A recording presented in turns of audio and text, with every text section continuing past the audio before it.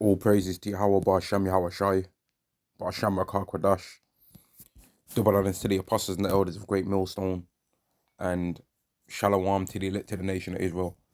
This is going to be a lesson for all the people that are just talking about how there's many people out there, right, that are in the world that they think that they're going to be all right in any calamity because of external things, right? And this lesson is just going to be to show that that's not how Yahweh judges things, though, right? Yahweh don't care about none of those external things. This is John chapter 7 and verse 24.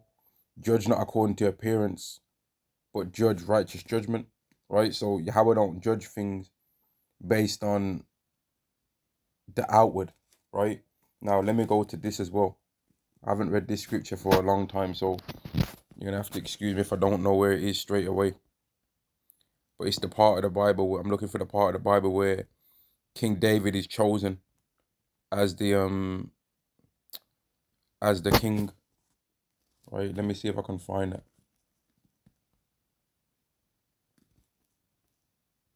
I ain't read that one for a while. Here we go. This is 1 Samuel chapter 16 and verse 7. Let me highlight that. But Yahweh said unto Samuel, look not on his countenance or on the height of his stature, because I have refused him. For Yahweh seeth not as man seeth, for man looketh on the outward appearance, but Yahweh looketh on the heart. Right? So some of the people in this world that have the best lives have got the outward appearance on point, right? Because this world is carnal, right? But how Yahweh's looking at these people that might be considered as highly attractive, might be considered great in financial things, right? Great in external things. They've got a multitude of assets and all of this stuff that they have that's outside of themselves, right? Or that's the outside of their vessel, in their body, right? But the inside of this vessel is corrupt and wicked, right? But Yahweh looketh on the heart. So Yahweh looks at what men and women do in regards to their mind, man. And what did Yahweh say about men and women's hearts? Well, let's read it. Jeremiah chapter 17 and verse 9. The heart is deceitful above all things and desperately wicked. Who can know it? So really, Yahweh even looks deeper than the heart of a person and looks at their soul, man. Right? He looks at their soul, because their soul is what decides whether their soul, their spirit, whatever you want to word it as, that decides whether they're of the elect. And that's what's going to ultimately make Yahweh justify one person and not justify another. Right?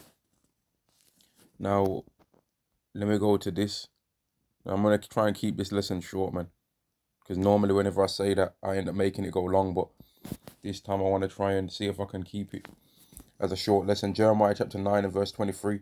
Thus saith Yahweh, let not the wise man glory in his wisdom. So don't be trying to think, oh, because you're smart and you know things, that means something. Because I was watching a video the other day of a guy that he said anything he's ever really tried to do, he achieves it, right? But then he said that he feels like something's missing. And this guy's an Israelite.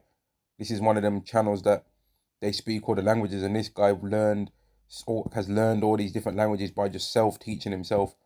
He decided that he wanted to become a hairdresser, a barber, and was able to start that and complete that, and got good at that, and got to a high level after like a year. He was able to learn all these languages and travel different countries and speak to different people, but he still didn't care. He still was like, man, this don't seem like it's it, because having external wisdom is not enough, right? There'll always be something missing, man, if you try and ignore Yahweh. Neither the mighty man glory in his might, right? So this goes for men and women, man, because a woman's might is her physical beauty, man, right? Her curves and all these things that make men listen to the things that women have got to say and make men fall out of the way to protect women, man. Which is why when you even read the book of Ezra, the first chapter, I believe it's in, that one of the men, when they was trying to speak on what's strongest in the world, he had the idea that women were strong. And he made a good point to why it turned out that women could be considered as strong, right? Yet at the same time, the thing that was actually revealed to be the true strength of this world was truth, right? It was not women. Yeah, and also men have might, right? A man's might is his physical strength. Maybe he's got an army that he can command to go to war at any point. But he can't even boast in that because Yahweh's got an army in the heavens that one of the soldiers of his army could take on the whole of an army of the earthly realm, right? And that's why it goes into, when you've got read the book of Daniel's, that Michael the archangel is going to stand up to help fight, right? That's just one angel. Never mind all the rest that are going to be getting involved as well. But he just mentioned specifically one. And that's going to be enough to cause a big difference, man, and to balance the battle that's going to be taking place. Thus saith Yahweh, let not the wise man glory in his wisdom, neither let the mighty man glory in his might, let not the rich man glory in his riches. So don't try and boast that you got money, right? Because it also matters what you did to get that money. Did you getting that money cause you to commit a lot of sins and lose your integrity and betray your own soul on the way to that success? If it did, then it's corrupt, right? Verse 24, so if we can't glory in those things, what can we glory in?